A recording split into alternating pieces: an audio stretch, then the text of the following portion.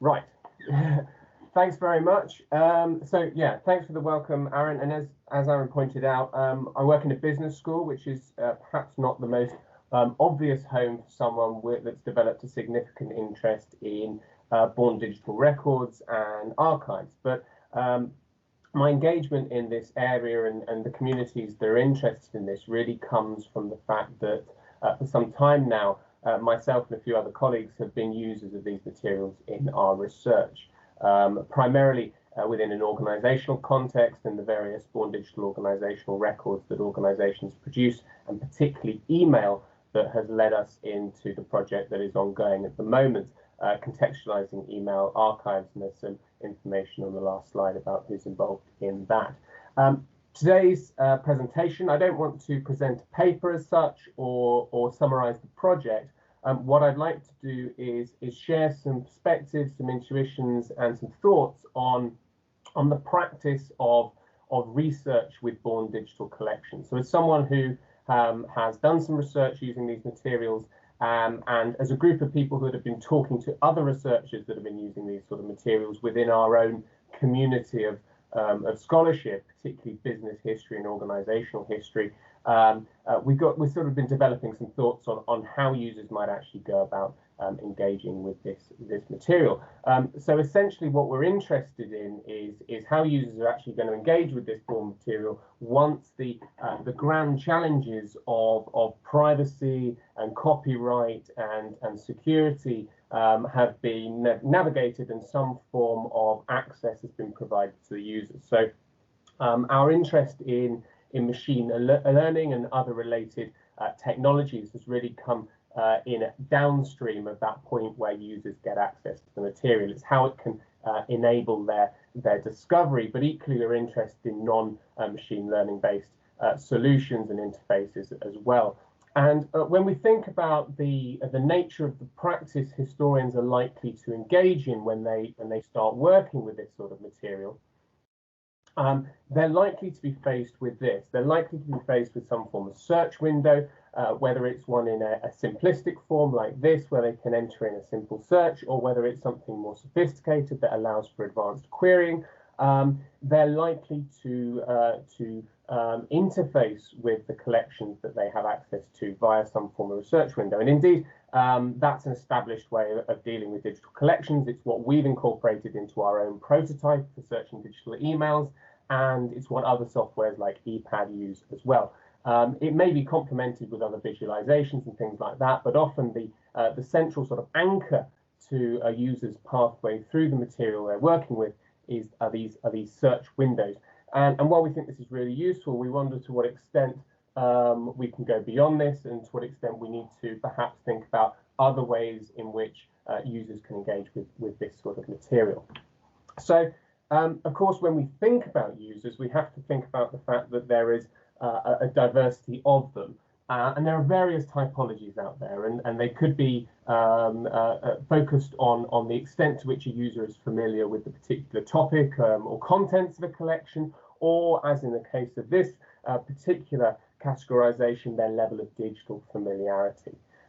So at the extremes, you have readers who are likely to want to engage with digital records in a reproduced form that emulates as closely as possible the engagement they might expect from a traditional archival experience. And so they're likely to engage well with traditional finding aids, cataloging information, and reproduced work that they can work with in terms of doing some form of close reading of a large body of materials that they've selected. Equally, you have data users that are going to render and work programmatically with data for their own interests. And we have these sort of researchers within the business community as well, doing things like topic modeling and linguistic work within large bodies of collection. Where we sit primarily, and where we think increasingly a lot of the historians that we work with are going to sit, is in this digitally curious category, whereby they're perhaps not so technologically experienced in terms of how to work with large quantities of digital data, but they're aware of the advantages, and they're also quite ready to engage with that sort of process and practice and develop that into their methodology, if they're given the appropriate environment in which to do that. And so what we've been doing is really looking at how we can create that environment and what might be needed. So if we think about archival discovery, we can very broadly and very roughly think about it going down sort of two lines. So if we have a particular research interest, say it's the emergence of the dot-com economy in the early millennium, it might be that that researcher is going to feel more comfortable engaging with finding aids and a catalogue structure, or indeed talking to an archivist about what might be in that collection that's of use to them, and basing that on some form of selection process that allows them to access a collection of materials that they then engage in some close reading. So reading through the material to try and find those salient points for their research question. Equally, they may be far more interested in engaging in newer forms of archival support, and these may include some machine learning options. And generally, the interest here is in being able to find a more targeted selection of reading that doesn't require that large-scale close reading of a large collection, but rather perhaps gets to the salient elements of the collection in a way that doesn't involve that more traditional historical research process. And increasingly, we're seeing researchers interested in how they can do that. So and drawing on methods like corpus linguistics to do so. Equally, it's quite possible that the researcher is going to want to use both of these forms. And this can be in the case of, as I say, a digitally curious user, but it could also be that your reader style user starts to increasingly migrate from their reader status through to something that's more digitally curious as they see various options for more targeted reading. Another thing to consider, and I've mentioned sort of machine learning already briefly, is how we support that discovery, and whether a user is going to be the primary point at which that those searches and that discovery is directed. So they're leading the research by providing queries and focusing down on their querying, so they get to the information they need. And to do this, you need an interface that allows for highly structured and linguistic queries that rely on the born digital characteristics of that particular collection, as well as things like archival finding aids. But there isn't a heavy reliance on machine-led learning to pick out the most salient information. Instead, it's about having that selection and deselection based on the information available, and the user can retain a real awareness of exactly how they got to the results they got to in terms of what they found.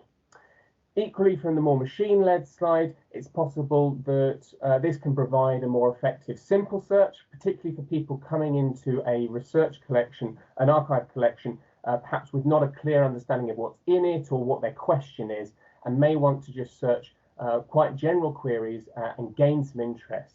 And this is going to rely far more heavily on algorithmic processing, but our clarity as to how they got to those results is going to be hidden within that black box of the machine learning based technologies that they perhaps don't have so much of an awareness for. The other thing to consider here is these two camps of research practice aren't necessarily in isolation, and indeed the same researcher may well want to iterate between the two. So as they deal with certain queries from their machine-led discovery, that may allow them to formulate a query that they use in a far more structured way, using their own categorization and querying process.